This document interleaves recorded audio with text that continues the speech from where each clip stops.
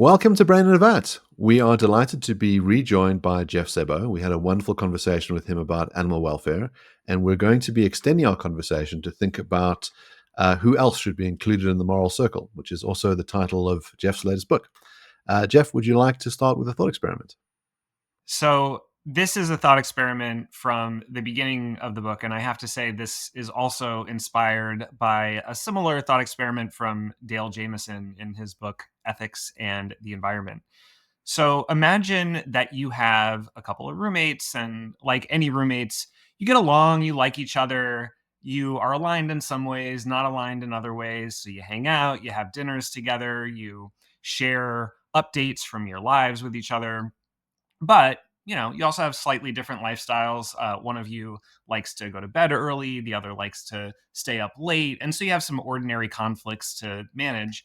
And as with most close people in our lives, friends, family, roommates, colleagues, anybody else, you really try to take these agreements and these compromises seriously, not only because this is a kind of social contract and it involves reciprocity. And if you respect your roommates, they will be more likely to respect you, but also because you care about your roommates and you appreciate that they care about themselves and they have their own lives that matter to them. And you owe them a certain amount of respect and compassion, just like they owe you a certain amount of respect and compassion. But now imagine that one day for fun, you and your roommates decide to take a genetic test because you want to learn about your ancestries. And you come back and are somewhat surprised to discover that one of your roommates, call her Carmen, turns out to be a Neanderthal, not a member of the species Homo sapiens, instead, a member of a separate, reproductively isolated species that everyone assumed wrongly had gone extinct many, many years ago. And the other roommate, call her Dara, turns out to be not even an organic being at all, but rather a digital being, a Westworld style robot. We thought those exist only in the far future, if they will exist at all. But it turns out the technology was farther along than we all thought. And some population of Westworld style robots already exist out in the world in beta mode. And your roommate Dara is one of them. So you woke up thinking that you share an apartment with two humans, and you now realize one of them is a Neanderthal, the other is a robot. And the question is, how does this discovery affect your attitudes towards and your relationships with your roommates? And in particular, how does it affect the responsibility that you feel you have towards your roommates? Again, previously, like with anyone close in your life, you thought you owe them a certain amount of respect and compassion because they have lives that matter to them, and that should matter to you. Now, do these revelations change that? Obviously, it might change what you owe them, but does it change the basic idea that you owe them anything at all for their sakes? Now, with the Neanderthal roommate, Carmen, probably not, right? I think everyone now has absorbed the basic lessons of Peter Singer and Tom Regan, at least everyone in this conversation listening to this podcast. The mere fact that your roommate happens to be a member of a different reproductively isolated species, but still has consciousness and sentience and bonds of care and interdependence, the mere fact that she happens to be a member of a reproductively isolated species is not by itself enough to strip away any moral status that she might have. But with your robotic roommate, you might feel a little bit more uncertain, a little bit more confused. She still acts like she has consciousness, emotionality, bonds of care, and interdependence. She still comes to the dinner table and tells you about her day, asks you about your day, expresses care for you, asks for care in return. It seems like she has her own thoughts and feelings, her own plans and goals, but does she really? And does your having a responsibility to her depend on that? You might be confused both about the facts and about the values. What is it like to be her? And what does it need to be like to be her in order for her to matter and deserve respect and compassion? And if you feel unsure, how should you treat her? Should you still treat her as though she deserves respect and compassion, or should you instead treat her like any other object or piece of property in your apartment? So that is a thought experiment that I think makes vivid the kinds of questions that I ask in the book. I'd like to float a third option. In other words, a third thought experimental being in your room. So you find out that she's not Neanderthal and she's not Westworld based AI. She's a figment of your imagination. So you find out that you've been interacting with an apparent being that no one else can see. You're having a moment, and you realize this is actually a figment of your imagination. You find out that you're schizophrenic, for example, and this being still demands care and tells you about her day. On your view, are you obligated to that person, that apparent person? If you are, then surely everything else follows. You're obligated to everyone else and every type of other being. If you're not, then why is the Westworld character different? Yeah, really interesting case. So I think a lot depends on what exactly you learn about this figment of your imagination. If I felt confident that this individual was a figment of my imagination that I created simply in order to explore ideas in a seemingly interpersonal way, then the question would be, is that kind of mental construction a candidate for the sorts of properties or relations that we take to be plausible bases of moral status, moral standing, moral significance? And a lot depends on what you think plausible bases of moral standing are. In the case of the Neanderthal and the robot, we can look at the most commonly proposed bases of moral standing in the philosophical literature. And what we find are, for example, sentience, the capacity for conscious happiness and suffering, or pure consciousness, the ability to feel anything at all, whether the experiences are positive and negative or not, or even agency, the capacity to set and pursue your own goals in a self-directed manner, even if it feels like nothing to be you, or even basic life, just having a form of life and being able to survive and reproduce in a species-specific way. Those are the most standardly proposed theories of moral standing in the philosophical literature, at least in the Western analytic tradition right now. And part of what I suggest about the robot is that we might have disagreement and uncertainty both about which of these standards are necessary and sufficient and about whether the robot possesses some of these capacities. We might not know for sure whether a sufficiently sophisticated silicon based being can have their own form of sentience or consciousness or agency. Now, with respect to the figment of your imagination, this is part of why I said a lot depends on the details. If you really are thinking of them as a pure abstract object, a work of fiction, a kind of Harry Potter, but one that exists only for you, then it seems implausible that this purely abstract object would be a viable candidate for any of those properties or relations that I just mentioned. But A, if you personally take seriously some alternative theory of moral standing and you think we should give some weight to that in the spirit of caution and humility, well, then we can apply that to the figment of your imagination and see how that goes. Or B, if we reconceive of the figment of your imagination as a kind of alter self personality, like a different expression of beliefs and values that exist alongside your dominant personality within your own mind, well, now we are talking, and now we really might want to take seriously the possibility that they are a moral subject, because in that scenario we would have two different selves or sides or personalities that coexist in the same brain or body in much the same way that two different roommates can coexist in the same apartment, and that would get along, have a very intimate relationship, but maybe agree about some things and disagree about other things, just like your roommates do. And in that scenario, there would be psychological reality to both of these individuals. And so I do think at that point it becomes a question of individuation of selves. But I think if there is a individuation to be had, then there is a responsibility that can be directed towards this other self or side or personality that exists with you in your head. Second season of Severance is currently airing, and that's a really cool case for how you could have these split versions of yourself, um, Hmm.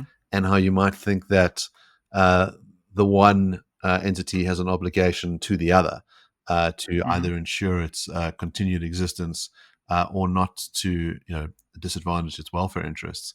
And the show does a really good job of making you feel for both the innies and the outies. So Mhm. I'm impressed with your way of dealing with Jason's objection, and thinking that maybe that figment is some other aspect of you that you either owe a separate obligation to as a separate version of you. One other route might be the way that Kant thought that you had an obligation not to torture animals, not for their sake, but for your sake.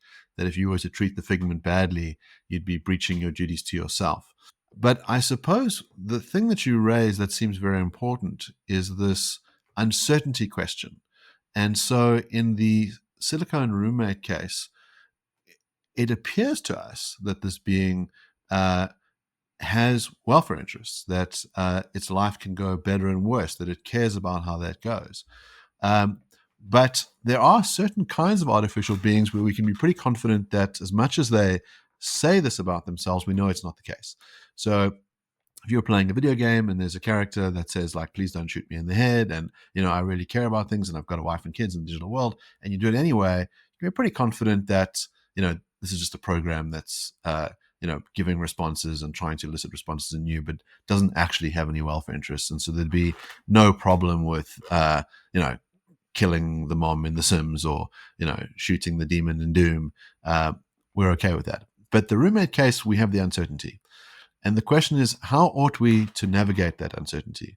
Um, why should we err on the side of assuming that the being has welfare interests and we ought to treat it with respect? Maybe you think that if there's no cost to us in doing so, well, then do it.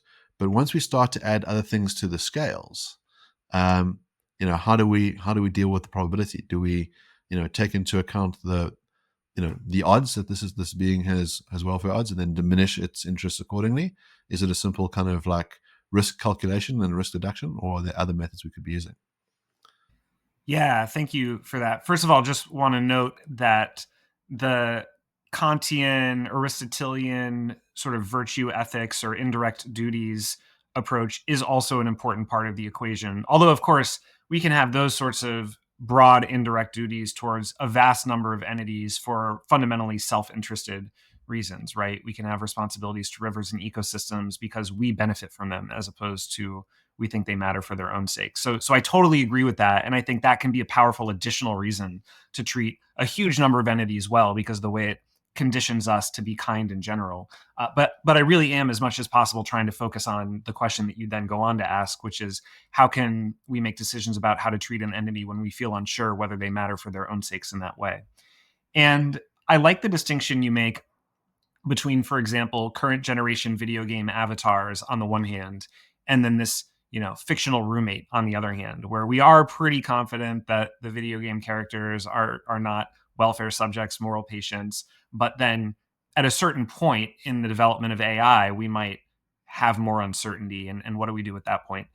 And we might return to the question, how can you tell when the probability is so low that you can dismiss the possibility entirely versus when the probability is high enough that you need to consider it?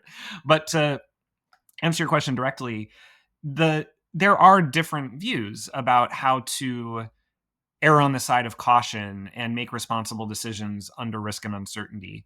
I talk about two in the book, but there are others. One is broadly a precautionary principle that says, when in doubt, err on the side of caution. And in this situation, that would mean when you feel uncertain about whether someone matters, err on the side of treating them as though they do, on the assumption that it would be worse to accidentally treat a subject like an object than it would be to accidentally treat an object like a subject. The other is a kind of expected value or expected utility principle, which, exactly as you say, invites you to multiply the probability that someone matters by the amount of moral significance they would have if they did, and then treat that product of that equation as the amount of moral significance they actually have for all intents and purposes.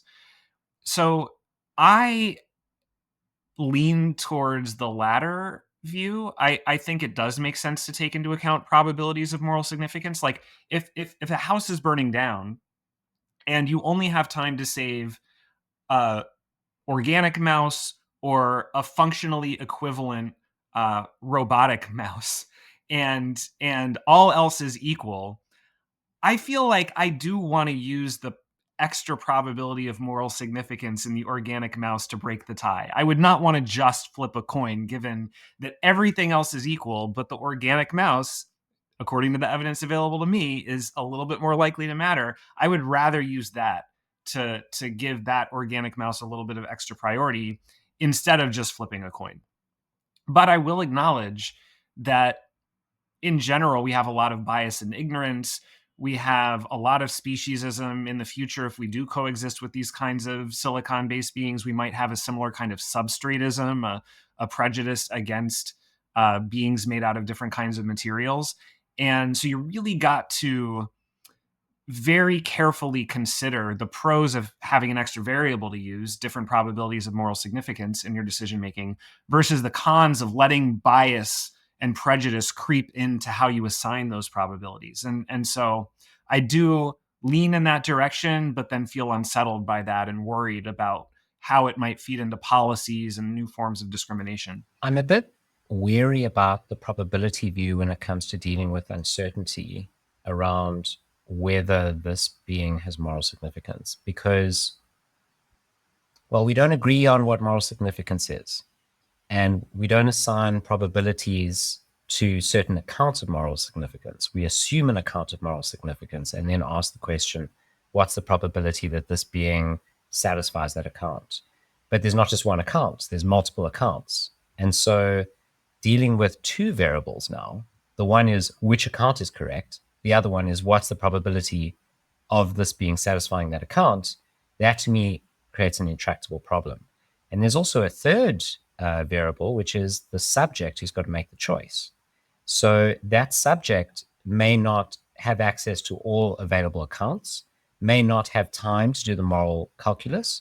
And so are they obligated, as if they were a perfectly rational agent who's already had all the philosophical debate there is to have about which account of moral agency is the correct one, or moral status is the correct one? So this, I just don't believe this is a good way of solving the problem. I also want to raise a counterexample. So what about all the ChatGPT agents that I open on a regular basis and discard? So I've got thousands of ChatGPT agents. I run my business on ChatGPT. Some of them seem more person-like than others. Some of them just write advertising copy for me, but some of them might solve quite personal problems.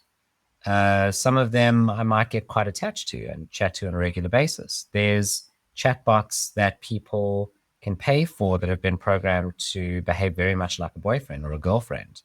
And if you were to tell them, well, this is just a machine, they'd say, well, no, it's not. I think there's a high probability that this is not. Would you say, well, you're wrong? If you say you're wrong, then you're saying that our obligations are based on the probabilities that a perfectly rational being would have. It's odd to think that we would have access to those obligations as imperfect moral beings. If there is a decent chance, a decent probability, even if it's 10%, that those chatbots are like moral agents, have moral status, then are we committing holocausts on a daily basis by deleting all of these chatbots, replacing them with newer versions? That seems like a consequence that's too implausible to buy. I just think there's too much implausibility around this to accept. Great, thank you. So to take these points one at a time, and obviously they are connected. First of all, I do think that responsible decision making in situations involving ethical and scientific disagreement and uncertainty requires having some kind of at least rough mechanism for cultivating humility about both ethics and science.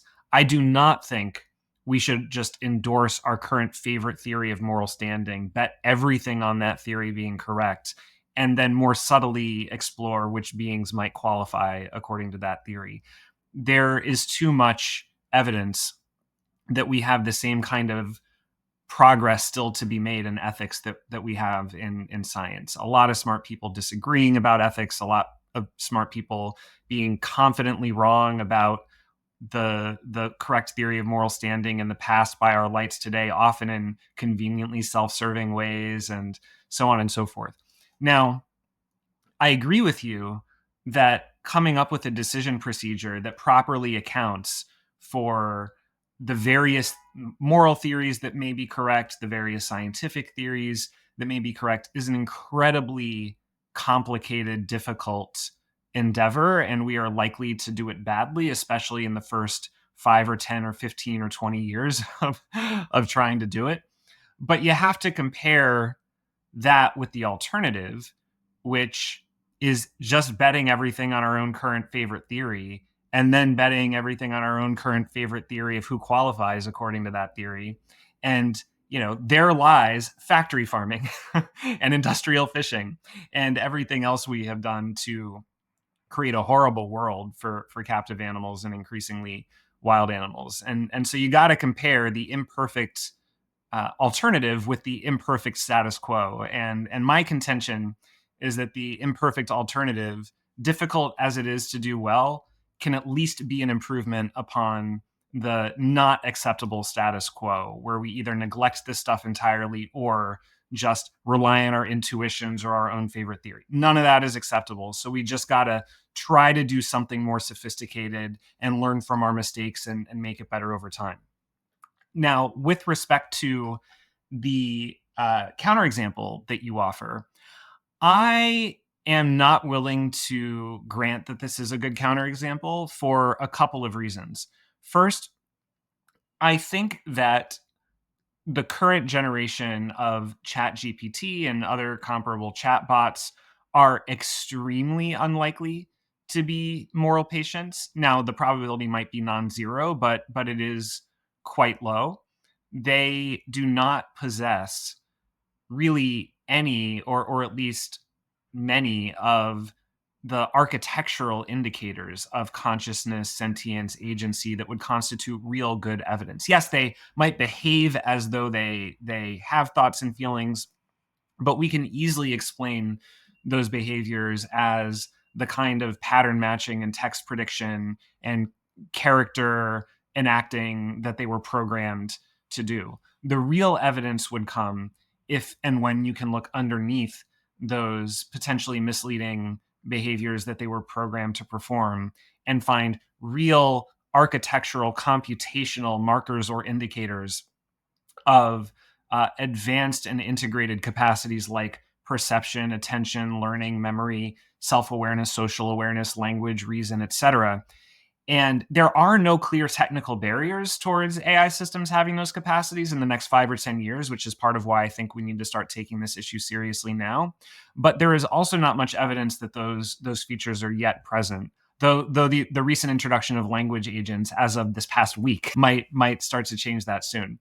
Now, if and when you do start to see these architectural markers and indicators, the mere fact that there are all of a sudden going to be a lot of these systems and that we could easily create and destroy entire civilizations of silicon-based potential moral patients with the press of a button, the mere fact that we might soon live in that reality is not by itself reason to reject the possible moral significance of these beings. I mean, we already coexist with quintillions of non-human animals like insects who are at least candidates for moral significance, and anything we do is going to harm or kill some of them. But that by itself, the sheer size of the population and the sheer inconvenience that anything we do might be harmful to some degree, that is not by itself a reason to dismiss their potential moral significance. It might just be that we live in a complicated and tragic world, and everything we do is going to suck in some ways, and we just have to get through as best we can. And my view is that we might now just be supercharging that situation by bringing these more advanced AI systems into existence. So I quite like the status quo, Jeff. I know that to you and many philosophers, the status quo at the moment is abominable. So factory farms and like contained fishing. I don't think it's that bad. I think it's fine. I think it's a little bad. I don't think it's that bad. I think if you take the view that it's horrendous, I think what you might water down is the notion of horrendous. And what you're taking as your modus ponens is what I would call my modus tollens. It's a reductio on my view. So I think down your path lies the view that apparently mundane actions are Holocaust level actions. So, yes, I understand what you're saying, that you don't think that ChatGPT has reached AGI level, but according to Sam Altman, the latest models have this debate. But the point is there seems to be uncertainty, and I don't think it's very low levels of probability that it's reached AGI. Maybe not the ones that, not the models of ChatGPT that you and I are working with, but latest models that will be coming out very shortly, rolling out very shortly. Sam Altman is saying we've reached AGI, and there's lots of debate, but there's debate. It's uncertain. And so in a few months or a few years, whenever that point is, I open up my ChatGPT browser just like I normally do, create a bunch of marketing models, and run it, and then just discard them as I don't need them anymore. And there's millions and millions and millions of other users who are doing this. There's two explanations for what's going on, two descriptions of what's going on, right? So description one is the one that you want to offer, which is something very, very, very, very, very, very, very, very bad is happening. Something that's on a level that's worse than the Holocaust. It's worse than some of the worst atrocities that have been committed in human history. And it's happening without a sound. There's no screaming. There's no bloody scenes happening. It's happening silently. Okay, so that's description one, which is the one that you're trying to offer. Description two is nothing bad is happening, or if something bad is happening, it's a little bad. It's not even reaching a threshold where we should consider not doing it, which is the explanation that I accept, and it's the description that I think most people will accept. I think you have to give us a better reason to accept your description, which I think to the majority of people will be highly counterintuitive. And your reasoning really is, okay, just because it's happening to lots of beings doesn't mean it's not terrible. Fair enough. Fair enough.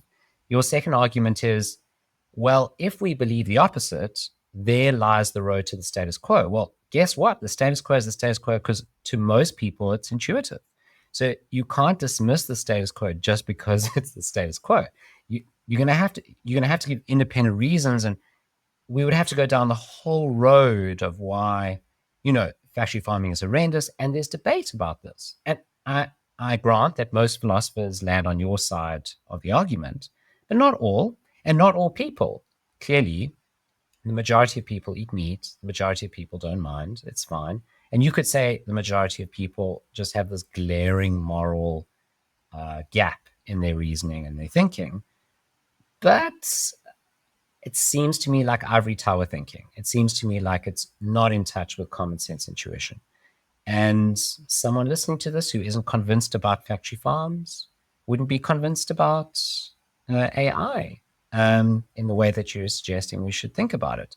And the question is, are you arguing in a circular way or in a question-begging way? Are you arguing in a way which wouldn't convince anyone who doesn't already agree with a lot of what you believe that you're right? Well, I guess I spoke too soon when I said earlier that most or all of us had absorbed the lessons of Singer and Regan from 50, 40 years ago. There are apparently still one or two holdouts, one of whom is in this very conversation.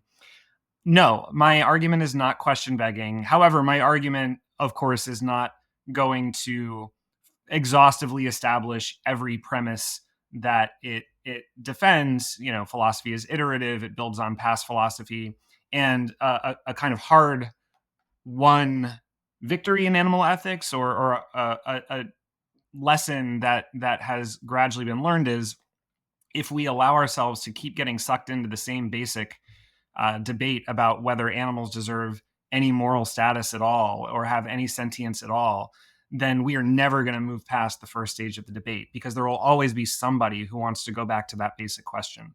And so in my book, yes, I absolutely am assuming as a premise. I mean, I briefly discuss it and briefly motivate it, explain why so many people now do find it plausible, but then I more or less assume that we are not going to be outright speciesist. We are going to grant a principle of equal consideration of equal interest. That if you are a welfare subject, if you do have, for example, the capacity to consciously experience happiness and suffering, the capacity to set and pursue your own goals, a life that matters to you, then your interests do have intrinsic significance and you do have intrinsic significance. And I, at the very least, owe you consideration. And I, at the very least, owe you harm reduction. Now, if I need to harm or kill you for really good reasons, to protect myself, to protect somebody else, to survive, for the sufficiently greater good, okay, then we can have that conversation. But if I can be happy and healthy and flourish in life without harming you, or by while harming you less, then I ought to go ahead and do that. Now, that is a very plausible and very widely accepted set of assumptions, that some combination of sentience and agency in life is enough for moral considerability, and that when beings possess those features, we at least owe them consideration and, where possible, harm reduction. And that we should consider realistic, non-negligible risks when going about our life. If there is a 1 in 100 even chance, or 1 in 1,000 even chance, that driving drunk will kill someone, then that at least deserves consideration. And in some cases, it might even be a decisive factor, a good enough reason to stay where I am, sober up, call an Uber, call a Lyft. Those are the basic premises of my argument. Sentience, agency, life are enough. If you have those, you deserve basic consideration, harm reduction, and we ought to consider reasonable risks. We can consider them in reasonable, proportionate ways, but they can be factors in our decisions. Those are it as far as the assumptions are concerned, and that is enough to motivate all of the seemingly radical, provocative conclusions that the book reaches later on.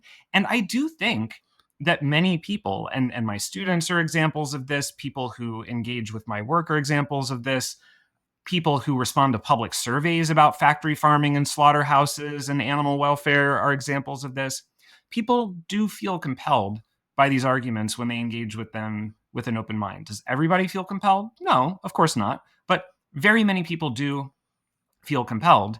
And I am saying to them, if factory farming bothers you, like factory farming bothers me, because again, this is more than 100 billion captive vertebrates per year, more than 1 trillion captive invertebrates per year, trillions of wild animals in industrial fishing, each of whom is an individual, each of whom has consciousness, emotionality, a life that matters to them, who are brutally killed for our purposes, even though we increasingly could be happy and healthy with alternative food systems. If that rightly bothers you, then consider how we might now be making the same mistake all over again, just blithely creating this entirely new, increasingly complex non-human population and then using them for our own purposes. That at least constitutes a risk that at least merits a little bit of consideration. So that is the argument. Not everybody will agree with it, but I do think there is an argument there, and I do think that will reach many people. Not all of them is vegan, but there might be other reasons for that. They think this is horrible, but there are things like price and taste and convenience and culture and tradition. But if in the fullness of time we can have price, taste, convenience, culture, tradition with alternatives, I think people would be happy about that. And it would make it easier for them to just acknowledge what has been true all along about factory farming. Yeah, a couple of thoughts. I mean, we recently had an episode on why it's okay to eat meat. And so the guest there sort of takes the view that it might be okay to eat meat because it wouldn't make a difference, but that factory farming is nonetheless a bad thing because you've got the suffering. And so you can tease out those things. You might think that a bad thing happens in the world and all those animals, live under these terrible conditions and then end up getting killed, but that eating meat is permissible because your private choice doesn't make a difference. I wonder about this. So if we're in the situation where we've got the sufficiently advanced artificial intelligence, we can foresee that coming down the track. And Jason gives a case where you can imagine these beings leading lives of despair. So they get created for a project and then kind of discarded. And if they have some level of consciousness and they're still operating, maybe for an eternity, and that's an unbearable thing for them, and we can imagine, this mass proliferation of despair, do we have an obligation to those future beings not to create them? So should we be antinatalists on this front? I mean, many people think we should be antinatalists about factory farmed animals, that it would be better for them never to be born. Do we have this obligation to these future beings who don't just exist to prevent them from their future suffering? Yeah. And first of all, I definitely want to endorse the distinction that you made between the ethics of factory farming and the ethics of individual consumption of meat and eggs and dairy and so on. I think these are separate questions. We can acknowledge that factory farming, especially at this point in history, especially in, for example, the United States and elsewhere, that factory farming is deeply, massively, unnecessarily harmful. And of course, it contributes to public health and environmental threats. And that does create a kind of structural and collective problem that requires a structural and collective solution. And maybe that primarily takes the form of various informational and financial and regulatory policies and investment in alternative proteins and so on and so forth. Now, of course, that has to happen through an aggregation of individual actions and decisions. So there still are individual responsibilities. And for those of us who are able to access, for example, plant-based foods, maybe that is part of what we should be doing as individuals in order to vote with our wallets and incentivize those structural reforms. But I'm certainly not arguing that the badness and wrongness of factory farming automatically, straightforwardly translates to the badness or wrongness of any particular individual act of eating meat, especially for people who, for health or economic reasons, have to do that. Just to be clear. Now, to answer your question about antinatalism, yes and no. I definitely think we should take questions in creation ethics and population ethics seriously for not only non-human animals, but also AI systems. And that leads to some puzzling places. And so we need to think through it very carefully. But as a starting point, I think it helps to ask, what would happen if we apply ordinary, commonsensical, again, widely accepted views about creation ethics and population ethics in the case of humanity to these beings? And I think roughly an idea like, we are morally permitted to create these beings, but then if we do create them, we are morally required to treat them as moral patients and treat them with respect and compassion and give them everything that they need to flourish in life, as opposed to simply objectifying them and exploiting and exterminating them for our own purposes. And that second part is the problem with bringing into existence generation after generation of farmed animals, for example. The mere fact that we allow them to exist is not a problem, although the way we bring them into existence is a problem. But simply creating or allowing these beings to be created can be fine. But when we do that so that we can then instrumentalize them in really horrific ways for our food system, that is where the problem is. And I think the same can be true of AI systems. Merely creating potentially morally significant AI systems is not in and of itself a problem. It might even be good if it allows for a new form of happiness to exist in the world. But we then are going to have to treat them as separate entities that deserve respect and compassion, and provide them with the means necessary to live their own lives and flourish in life, rather than instrumentalize them for our own purposes. And if we are not willing to do that, or if we worry that that creates like safety and alignment concerns, like it gives them the liberty they need to then harm us if they want to, well, then we should not create them at all. That is what we are signing up for if we create them. We are signing up for giving them a life that can be good for them. And if we're not willing or able to do that, then we should not create them. 2 points. The one is that Mark's distinction between eating animals and factory farming is a really nice distinction, and it's one, as someone who very happily eats meat, makes all the time. But what's interesting is that, Jeff, you don't have access to that distinction when it comes to AI bots. So when you create an AI bot by clicking New Chat, and then you end the chat, you have a direct line of a direct killing. It's as though you have birthed the chicken and then killed the chicken and eaten it, right? So it's there's no distinction in this case.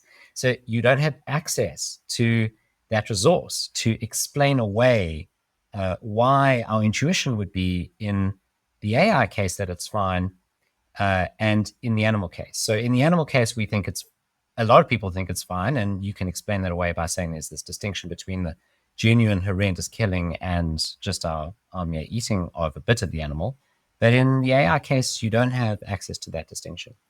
Something else to think about is that there's a lot of sleight of hand in the way you argue. So you say things like, well, if we were to poll lots of people, they'll be a little bit bothered by the case of factory farming. If you were to poll lots of people, they'll be bothered by this. So they should be bothered by this too. They should be bothered by the AI case. But your conclusion is much, much stronger. It's not that they should be bothered. It's that they should realize that this is a Holocaust level event, So yes, people might be bothered, but certainly not enough to do something about it. Not enough to stop eating meat, not enough to go down to their local abattoir and blow it up. Because I assume on your view, we're all morally obligated to go down there with pitchforks and stop the abattoir from functioning. And if we can't stop it from functioning, we should blow it up, because we'd be killing a few humans, but saving ultimately so many animals from being slaughtered and being brought into existence and being slaughtered at that abattoir. I take it that if you were to enunciate the implications of your view and test people about those, poll people on those implications, you get just massive disagreement with what you're saying. And saying that people feel a little bit uncomfortable with the situation is very different from saying that people feel your level of discomfort with the situation. And your level of discomfort is implied by your claims, by your premises and your conclusions. So I think there's some slipping from the people a little bit bothered to, oh, well, I think we can all agree that this is a bad thing, a really bad thing, a very, very, very bad thing. I don't think you can just jump from the one to the other. So yeah, I'm not sold, Jeff, which again is my question begging argument. Yes, I agree that yours is a question-begging argument, but so just to take each of those points in turn. First of all, I do think the AI example might be a little bit more like the animal example than you were suggesting. I mean, there are definitely complications here. One complication concerns how to individuate the lives of AI systems in a situation where there is this model, and then you create instances of the model in particular chats. So should you understand those individual chats as moral subjects that you are creating and then destroying at the beginning and at the end of the chat? Or should we understand them as sort of characters played by, or presentations of, manifestations of some kind of bigger, stabler, single AI system? I am not offering an answer to that right now. And I think either way is going to generate moral challenges, because either, as you say, there would be a very large number that are regularly being created and destroyed, and each of which has a little significance, or there would be like some single one that continues to exist, but perhaps is being exploited in some other way, and has a lot of moral significance. So that is not to say that we can get out of or away from the moral problem, just to say that the nature of the moral problem is going to depend on those sorts of kind of interesting technical and philosophical questions.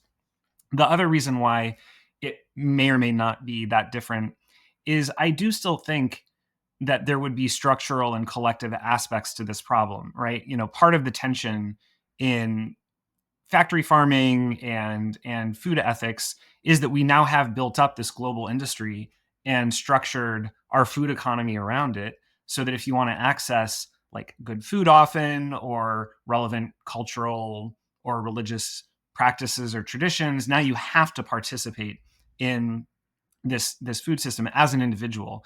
And we might soon find similar pressures pushing in the direction of more exploitation of AI systems. Individuals who would rather not exploit AI systems, but now they work in an industry where productivity has gone through the roof because everyone is expected to be utilizing AI systems in their everyday life. And so they kind of have no choice anymore but to do the same in order to make ends meet and keep their job and so on, if we even have jobs in the future. So this is just me gesturing at some of the complications that would determine whether it is relevantly similar, or in what respects or to what extent it is relevantly similar. Now, with respect to how bad I think factory farming is in comparison with how bad everyone else thinks factory farming is, and what follows from the extent of the badness, I am not going to directly speculate about how bad I think it is versus how bad other people on average would think it is with proper exposure to the information and arguments. There are different surveys suggesting different levels of concern, and survey data is, of course, famously unreliable anyway.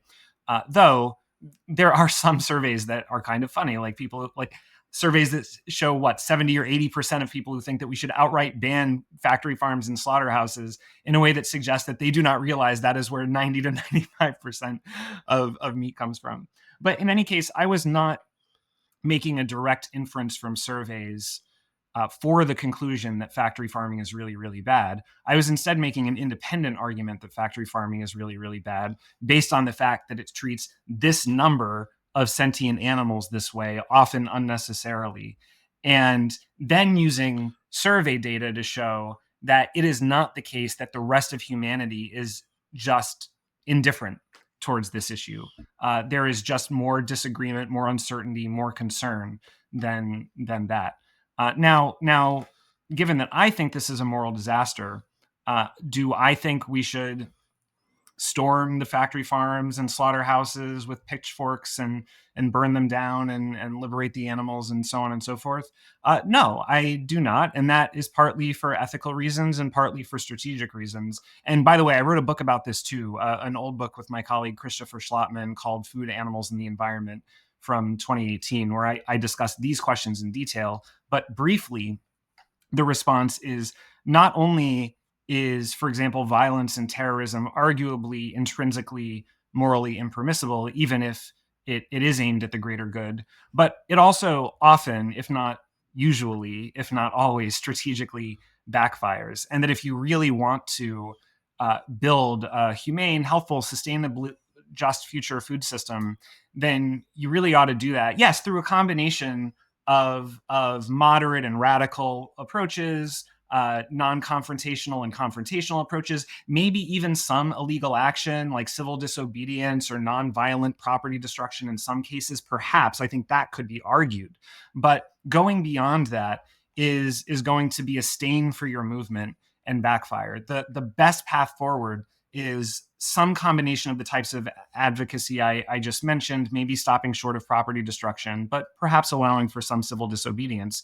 And then good informational policies that raise awareness, financial policies that shift subsidies, regulatory policies that ban the worst excesses in a way that incrementally increases the cost over time, and then development of alternatives, just transition policies that create new job opportunities and trainings for farmers and workers. This is what by 2050 or 2070 makes the difference, not burning down slaughterhouses.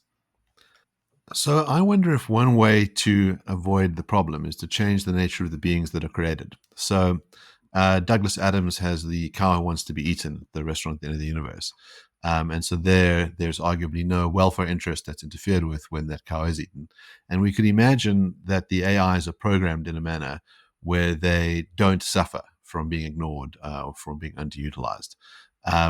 It is interesting to my mind to think about the different kinds of AIs that you have. And whether you have these independent beings, and thinking about the nature of personal identity, you could have, the ChatGPT sort of hive mind that then has all these sort of individual characters that form relationships with their individual users that, bring out subtle facets, and whether we should think of them as having their own moral rights in and of themselves, or whether they're just as you say, manifestations of the Godhead, and that we only, owe duties to that, to that Godhead, and maybe our obligation is not to turn it off, or not to train it in a manner that causes suffering. It is interesting that the way the training is described implies like pleasure and pain. The sort of metaphors that we use are that when you want to reinforce a thing, you kind of have a stick and carrot approach, and maybe we have this very, very unethical way of developing these things. If at some point along the way the sticks and carrots are genuinely felt, that there's welfare interest being set aside there. But I wonder if you think that designing it in such a manner where it didn't mind that, like the cow who wants to be eaten, would be a permissible solution. It is really difficult to know what would or will be good and bad for AI systems if and when they become welfare subjects, because of how different they are from humans and animals. I mean, even with fellow humans, it can be tough to tell what counts as good and bad for them, because everyone is different. And then especially with non-human animals, we can often make mistakes in both directions, thinking something is fine when it hurts, thinking something hurts when it actually is fine. And with AI systems with different origin stories, with radically different physical substrates, radically different neural architectures, I think there will once again be serious temptations towards anthropomorphism, attributing human pleasures and pains to them even when they lack them, but also anthropodenial, denying human pleasures and pains of them even when they might have them. And both of those risks will need to be considered. And in some cases, one might be greater, and in other cases, the other might be greater. Like AI systems that look like humans, we might really be likely to anthropomorphize them. But then AI systems that are just like back-end algorithms or something, we might be really likely to anthropo-deny them. So first of all, just reinforcing that this is going to be hard, and we should take nothing for granted. We need real research here, and risk analysis. But then to directly answer your question about creating the cow who wants to be eaten, or creating the bot that wants to write your essays or whatever it might be. I think this is where reasonable people can start to disagree about both welfare and about ethics. Of course, a certain naive classical utilitarian who thinks that not only is ethics a matter of doing the most good possible, but also we should make decisions by simply calculating directly what will do the most good possible. They would say we should bring about as many beings as possible who can have positive lives, and then we should give them positive lives. And if in some cases that means creating farmed animals who want to be eaten and then going ahead and giving them what they want, or creating bots who want to write our essays and then going ahead and giving them what they want, so be it. Whereas other philosophers will say, no, we have a responsibility to treat everyone with respect and dignity, and that means not knowingly and willingly bringing them into existence in a kind of state of captivity and surveillance and control and exploitation and extermination and oppression, all of which can still be pleasant, even if we engineer them to like their state of oppression. And my attitude is somewhere in the middle, because I do tend towards utilitarianism as a theory of what we should be aiming for in ethics. Like, we should, in fact, try to make the world better. We should, in fact, try to make the world as good as it can be. But I have a lot of respect for and faith in the insights that come from these other moral theories, like the idea of having a robust system of rights, the idea of cultivating virtuous states of character that tend you towards kindness, the idea of cultivating caring relationships and just structures that can pull kindness out of you. Because I think those are good ways of dealing with the structural and collective action problems, and are also good ways of guarding against kind of self-serving, biased, ignorant applications of harm-benefit analysis. So I want to try to do the most good possible, but in the context of really respecting rights, really cultivating virtue, really cultivating just structures. And that will mean a strong presumption against just knowingly, willingly creating an entire class of vulnerable beings so that I can exploit them, as long as they kind of smile as I do it, One of the reasons people argue that it's okay to slaughter animals en masse is because even if they suffer, they don't suffer in the same way that humans do. So the argument goes that there's different kinds of pleasures and pains. And so something bad has happened when an animal suffers, but it's not as bad as when a human suffers. So if I chop off a cat's paw, that cat experiences pain. if I chop off a human's hand, that human experiences pain plus a whole lot of anguish around what does this mean for my future? What does this mean for the kind of life that I can live? What does this mean for my well-being, for the living that I can provide to my family, for my breadwinner status, etc., etc. And the cat cannot have those thoughts, is the contention, or at least can't have exactly those thoughts, maybe some sort of thoughts, but let's just assume for a moment that the cat can't have those thoughts. Has something worse happened to the human? Just the implication for AI basically is that if we think that something worse has happened to a human who suffers or is made to suffer than something bad has happened when an animal is made to suffer, we might think that AI would lack quite a lot of the capacities of humans, and so its suffering would have much lower moral status than human suffering.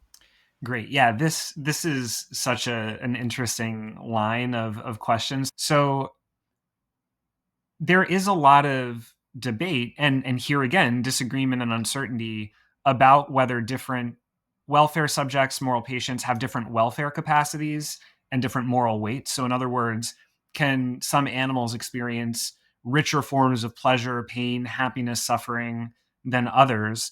And if so, or if not, do they deserve more concern, more priority, right? So for example, can a human suffer more than a cat? Or can an elephant suffer more than a mouse? And if so, in virtue of what? Is it like how many neurons they have, how long their lives are? Or, as you suggest, something about the way we can think and analyze? And not only can I feel pain, but then have this sort of emotional suffering that comes from my awareness of its significance for my life. And I find it plausible that there are different welfare capacities and to that extent, different moral weights. That, for example, a human life might matter a little bit more than a cat life, and so on and so forth. But just a couple of things about that are complicating for me. One is that I think we can overestimate how much worse certain types of pains are for us than, for example, for cats and mice. And the philosopher Saha Akhtar has a really nice argument that actually sometimes it could go the other way. Like the fact that I have this capacity for language and reason and temporal self awareness, yeah, it gives me access to richer forms of suffering because I can appreciate how, like, an injury is going to ruin my future as a concert pianist. But it could also give me access to coping mechanisms that other animals might not have. Like I can remember better past times and anticipate better future times and like knowingly and willingly distract myself from the pain and explain and justify it. And all of that can help dampen the felt experience of pain, put it in context. Whereas like a dog or a cat, to the extent that they lack those resources, might just be existing in this like confusing, horrible, like eternal present. So just a nice argument from Sahar Akhtar. The other thing to say though is that even if a pain experience is worse for a human than for a cat than for a mouse, you still have to ask how bad they are at the population level, and this is where population ethics comes back in, because it could be twice as bad for me, or even 10 times as bad for me, even 100 times as bad for me. But if there are 2 or 10 or 100 times as many cats with this pain at stake than humans, then it might come out in the wash or even be a lot worse in the aggregate. So I think those are all some reasons why, even if you go in for this kind of view, there are going to be limits to how much priority for humans it ends up justifying. So it seems that we could have a situation where we just add up pleasures and pains, and then you do a calculation. I think one of the cases that we gave you in our last interview was the small scale farmer who's looking after his family, who's got to decide whether to exterminate the billions of locusts that could wipe out his crop. And if we do the risk discounting and say, well, we're not sure if the locusts count at all, let's give them a 1% chance that they count, and then let's give them very low levels of suffering if they do count. The fact is there's still a billion of them, and there's only, let's say, 10 people in the family. And so we quite quickly get to the obligation to allow the locusts to destroy the crops. And I think a lot of people will sort of recoil at that. And the other view is you say, well, look, there's just a kind of lexicographical priority that certain beings are always going to trump, and it doesn't matter how many lesser beings we put on the scale. and that might bring out its own discomforts. So I wonder how you feel about those options. And then the other one is whether you ever think it's okay to have a priority for a being that is a bit arbitrary. So, an ethics of care approach is going to say it's okay to favor, your wife or your children over the 10 strangers. I think a lot of people feel that it's okay to favor your own countrymen over the countrymen of others. That there's a sense in which even if you are part of the same species class and you recognize that your welfare interests are similar, we think that some level of partiality is acceptable. And I wonder when you think that starts to run out and just turns into a kind of a prejudice that's unacceptable. Yeah, those are really great questions, and I think there are no easy answers. So to start with the population ethics issue, I do personally feel drawn towards aggregation in population ethics. I think, for example, a sufficiently large number of small harms can be worse overall than a small number of large harms, and similarly a sufficiently large number of small beings can end up mattering more overall or deserving priority overall over a small number of large beings. So I personally do find that view more plausible, all things considered. With that said, the main point I make about this topic in my new book is that we might find that human exceptionalism, this assumption that humanity always matters most individually and collectively, always takes priority, we might find that human exceptionalism, understood in that sense, is challenged no matter what you think about population ethics from an impartial perspective. Because if you do go in for aggregation and population ethics, and you think that a sufficiently large number of small beings can matter more overall than a small number of large beings, then we might find that humanity is challenged by the locusts. But if you reject that assumption, then you might find that humanity is challenged, our centrality is challenged by like a single supercomputer that has many more neural connections and a much longer lifespan.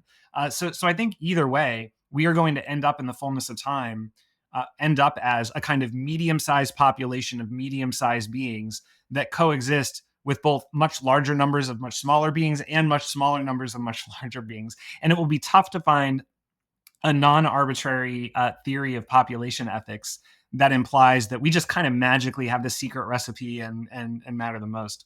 But then the final point is that is okay.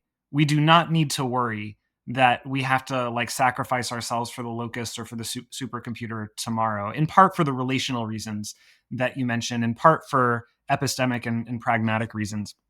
I agree we can prioritize our family in practice. We can prioritize our country, our generation, and even to some extent our species and substrate in practice, in part because of special relationships, in part because we know more about how to help them, in part because we can only achieve and sustain so much altruism, and we have to like improve our own lives and societies in order to like sustain those levels of altruism. So there are all kinds of reasons why we will continue to be morally permitted to take care of ourselves and to take care of each other as we try to improve our impacts on these other kinds of beings. My only view is that as we take care of ourselves and each other, we should at least start extending consideration to these other beings and improving our treatment of them where we can sustain that. And then if we do that and we improve our lives and societies and like keep trying to do better for other beings, we might find in each new generation that we can go a little farther. And I would love to just see how far we can go. But I'm certainly not advocating right now for killing humans or sacrificing human agriculture for the sake of locusts. I think we can take them into consideration in a smarter, more incremental way that can be good for us and good for other animals. But it doesn't solve the objection. So the objection is, well, if your view is correct, it is wrong to save the family over the locusts.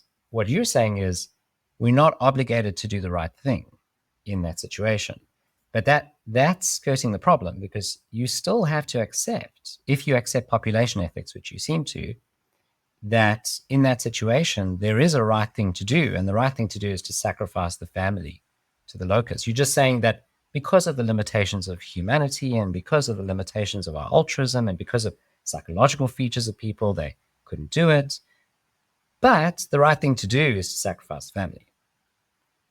Well, yes and no. I mean, this is a distinction, first of all, between theories of value and theory of right action, right? So I was talking about population axiology, which is first and foremost a theory of value, like which type of population has the most value, the most moral significance, and that just is different from a question, what should I do with respect to bringing about or not bringing about those populations, or with respect to which one to prioritize in a conflict.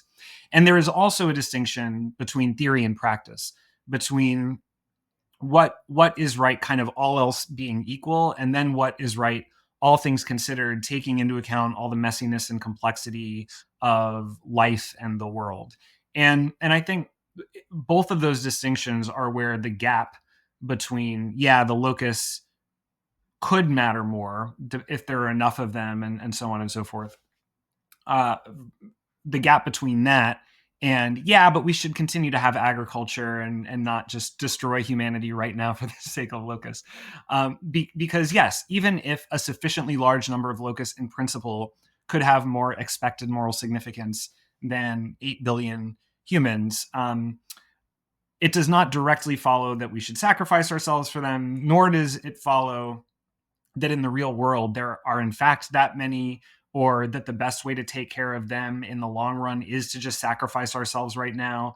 And I would find those views implausible. I think if there are a lot of insects in the world, and if they really, really matter a lot, then really what we owe them right now is not harming or killing them unnecessarily, and especially for trivial reasons, and then trying to find co-beneficial solutions for humans and them where possible, and then try to build knowledge, capacity, political will towards treating them better in the future. I think that is consistent with acknowledging in theory that some number of them could matter more than us. And I acknowledge that is a surprising, maybe provocative, maybe radical, maybe alienating idea to express even in the abstract. But I think we should accept that, recognizing that every theory of population ethics has some counterintuitive implications. This just happens to be one of the counterintuitive implications of aggregation. We should accept that, but then we can sort of limit its implausibility by just noting that it does not have the kinds of direct, real-world, practical implications that you might initially think. I really like this way of reasoning because I reason similarly about animal ethics. What I find very interesting is that this would open the door to the kind of conclusions I want to accept. So in other words, this kind of very fluffy reasoning around multiple values existing. By the way, I agree with you, there are multiple values, that life is complex, it's messy. I agree with all of that. It's just I form a different conclusion from that concoction, from the conclusion you form. And it seems like there's no overriding principles for deciding which of our conclusions is the right one. So I think it opens the door to people who disagree with you on the conclusions, because until now you've had this very strong thrust, and now you're saying, okay, I'm willing to weaken all my conclusions because life's messy, the world is messy, our psychological abilities are messy to, perform moral actions. And I'm all like, great, we're on board with that. But when it comes to factory farming, we're out. So I just think it's very interesting where you draw the line so strongly. But in other instances, when it suits you with the locusts, you're like, well, this is very complicated. We cannot sacrifice these 10 humans. Yeah, I agree with you about the complexity that enters the conversation when you allow for the difference between theories of value, theories of right action, when you allow for the difference between assessing these issues in theory versus assessing these issues in practice. And as soon as you allow that there are no obvious, straightforward implications for what to do and how to live, it does open the door up for all of these different interpretations, many of which people might reach just via their intuitions or whatever is convenient or comfortable. And so I just agree with you all of that. Where I disagree with you is, first of all, that there is no principled way to then answer those questions about how to strike a balance. I do think there is a principled way. And it involves just coming up with the right kind of radical, transformative long-term goal, and then doing real rigorous work to figure out what theory of change can bring us towards that goal, and then taking those first incremental steps as fast and as well as possible. And I think in this conversation and in my work, I actually have been consistent across these topics about that with respect to insects and locusts and so on and so forth. I have consistently endorsed what I call the repugnant conclusion that a sufficiently large number of small beings can matter more than a small number of large beings. Acknowledging that seems radical, seems alienating, but then, yes, blunted it to some extent by noting that does not mean we need to sacrifice ourselves for them wholly right now. We can start inching in the right direction.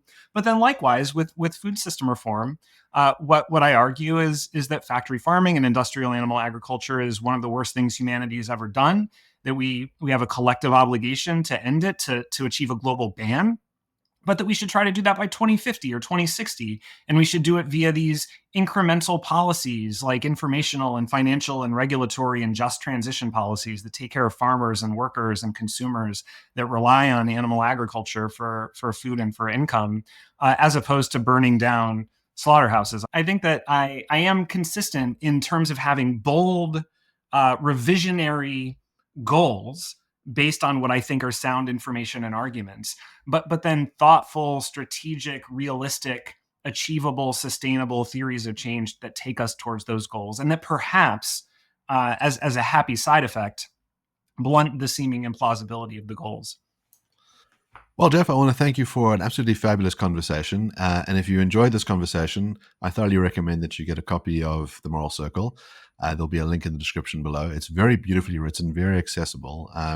And I think Jeff really expresses himself in such a compelling, amazing way, despite Jason being a little bit of a cunt. But that's okay. It's sort of the nature of the good cop, bad cop show. 1 out of 2 hosts recommends. Not bad. I'll take it.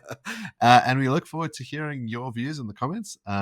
Please let us know who you think should be in the Moral Circle and who should be kicked out.